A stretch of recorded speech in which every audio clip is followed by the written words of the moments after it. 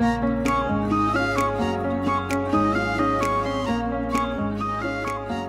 premier déclencheur, c'est une histoire personnelle puisque en fait, en passant devant la route de Saint-Louis, mon fils m'a fait remarquer qu'ici on brûlait les voitures. Et ça m'a fait extrêmement réagir parce que j'ai commencé à prendre conscience qu'il avait déjà certains stéréotypes alors qu'il n'avait pas encore 4 ans. En 2019, je me suis rapprochée de l'école privée de Saint-Louis dans le but de proposer un projet culturel, de partage entre enfants. Autour de différents apprentissages, que ce soit les arts visuels, la correspondance scolaire, les chants, la chorale. Et l'idée finalement de travailler un petit peu les zones d'éducation qui se trouvent autour de l'école et de se mettre en lien. Ce qui était le cas en fait de l'école de Saint-Louis qui finalement n'est pas très loin de notre établissement et avec lesquels finalement on n'avait jamais eu l'occasion de se rencontrer. Et avec un objectif bien sûr citoyen de faire rencontrer les enfants le plus tôt possible, le plus souvent possible pour qu'ils se connaissent, pour qu'ils partagent à la fois leurs différences mais aussi qu'ils voient un petit peu ce qu'ils ont en commun et voilà, travailler le vivre ensemble autour des apprentissages. Les enfants qui participent au projet dans le cadre de notre établissement, effectivement, ils sont assez jeunes, pour la plupart ce sont des maternelles.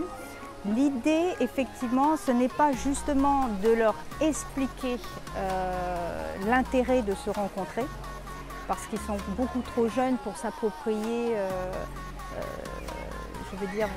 les enjeux des rencontres, mais par contre, c'est de les familiariser avec l'autre. Si les enfants se voient et se revoient le plus souvent possible, ça restera dans leur mémoire.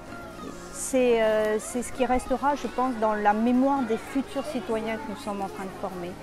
Ils se souviendront de l'autre. Voilà, on n'a pas besoin de leur expliquer, il faut le vivre.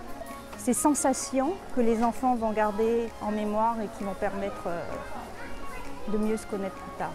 Alors les parents, pour ce qui est de notre établissement, ils sont dans ce projet depuis l'année dernière. Donc ils répondent tout à fait présents. Ils ont compris un petit peu la chronologie de ce qui se passe. Donc à chaque fois qu'on les sollicite pour de l'aide, etc., ils répondent présents. Ils seront présents le 28 août. Et ce qui est fabuleux, vous avez peut-être pu le voir tout à l'heure, c'est que ce qui se passe au niveau des enfants en termes de partage, ça se passe aussi au niveau des adultes, que ce soit dans les savoir-faire, dans la transmission des connaissances de chacun. Et ça, c'est magnifique, c'est très très bien. Seront réunis 350 élèves à peu près le 28 août, accompagnés de leurs parents et de leurs familles. On a eu la chance de bénéficier d'un intervenant culturel en fait, qui est intervenu dans chacun des établissements et qui nous ont appris un chant commun, 3 chants communs. Donc les enfants ne se sont pas vus, ils l'ont appris chacun de leur côté et ce jour-là, ils auront l'occasion de le chanter tous ensemble.